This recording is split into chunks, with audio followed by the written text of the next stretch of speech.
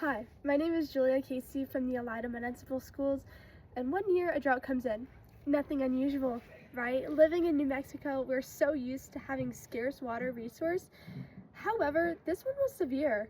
Not only does it damages the farmers' fields, but it also damages our economy.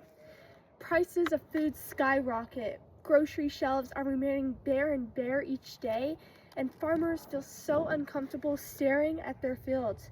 However, the example that I just said will be very unlikely that it happens thanks to biotechnology. Biotechnology can ensure the safety of our crops.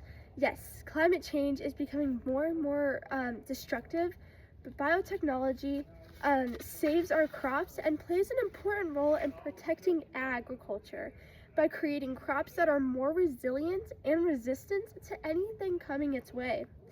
When I think about living in New Mexico and being a farmer, I think of water as its resource. What water am I going to use, and having crops being diligent enough to use it? According to the International Service for the Acquisition of Agriculture and Biotech, application says the service are adverse environmental factors of which water is a scarcity, representing the most severe constraint to agriculture, accounting for over 70% of yield loss. That means if I grow my little field, only 30% will live. Just because of water. Just because of water. Next is growing deeper roots. As we know, it's a little bit breezy over here right now, but in the springtime, it's like 50 to 60 miles per hour of wind. So how can I ensure that when I look at my fields, my crops aren't going to be uprooted, or I'm not going to be missing a whole chunk of row because of how destructive the wind is?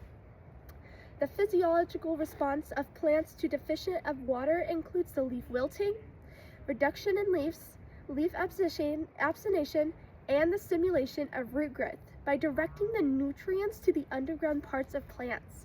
So the drought-resistant crops are being more and more confident for what's happening next. Next is pests and diseases. Yes, diseases is becoming the one of the most popular things of why crops are failing. Like in Hawaii, the papaya industry almost collapsed because of the toxic nutrient in the soil. But like a human getting colds and then next year the colds coming in, the immune system grows stronger. So the papayas, thanks to gene editing, can be ready for what's about to happen next. Less crop failure means that recent advances in the molecular mechanism and underlying plant pathogen interactions and adventures in the biotechnology are providing powerful and supporting for breeding crops with diseases. And less pesticides. Yes, some critics argue that biotechnology damages in the environment. On the contrary, several studies showed that pest-resistant crops had reduced pesticide use. So, would you rather have ruining the environment, or would you rather have the food you're eating being so chemically infused with stuff that bugs won't even try? And bugs eat everything. Next is the heat survival. Yes, climate change is rising the sea levels, but it's also making the days get hotter and hotter. Like in this winter, we had barely any snow. So in California, they did an extreme heat survival lab, the T. obligafina. The MSU Innovation Center said that with only 2 days of exposure to heat, the plant raised on its photosynthetic comfort zone, enabling it to keep producing energy.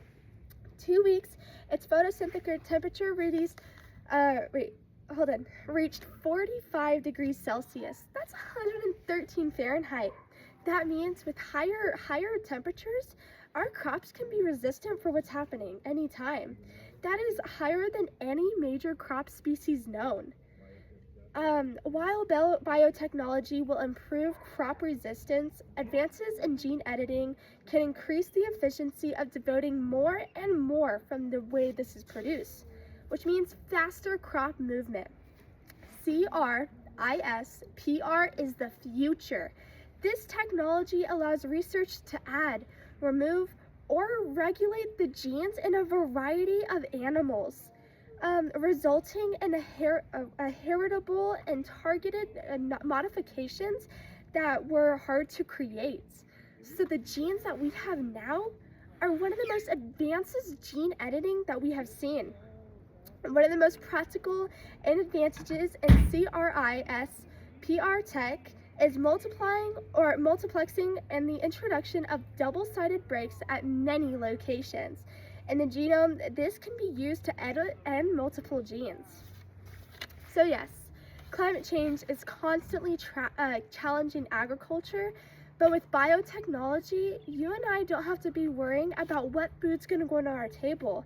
And biotechnology will remain a good and safe tool for strengthening crops. Let that be drought resistance, immunity to diseases, and advanced gene editing. The future will be as stable as the crops will be reliant on constantly advancing in our technology.